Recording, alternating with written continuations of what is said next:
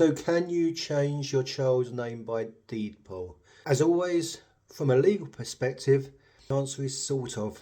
If you go along to a deed poll office, they will absolutely give you that certificate once you've paid them with the name for your child that you want.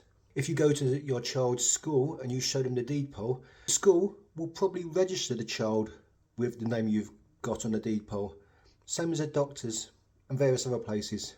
But it's not black and white. A deed poll is not a legally binding document. It's a declaration. A deed poll does not override the Children Act 1989. Deed poll companies are companies. They can issue certificates. It's a clear indication of what you want your child's name to be, and that's fine. When it comes to other organisations, you might run into mixed results, however. So I already mentioned doctors and schools.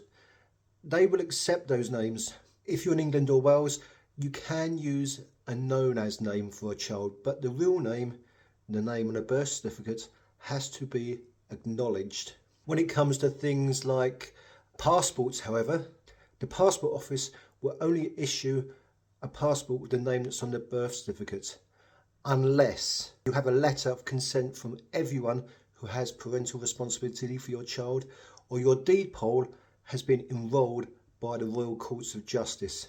They won't accept a deed poll on its own. As always, there will be people saying to me that I'm wrong. Believe me, I've got personal experience of this as well as professional.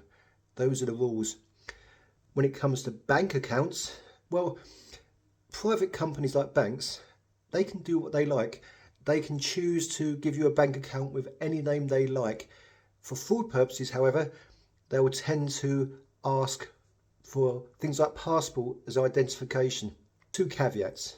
One, this only applies to children. If you're an adult, you can use any name you like as long as you're not doing it for the purposes of fraud. Second caveat, this is surnames only. The court is genuinely not interested in first names. I hope this helps.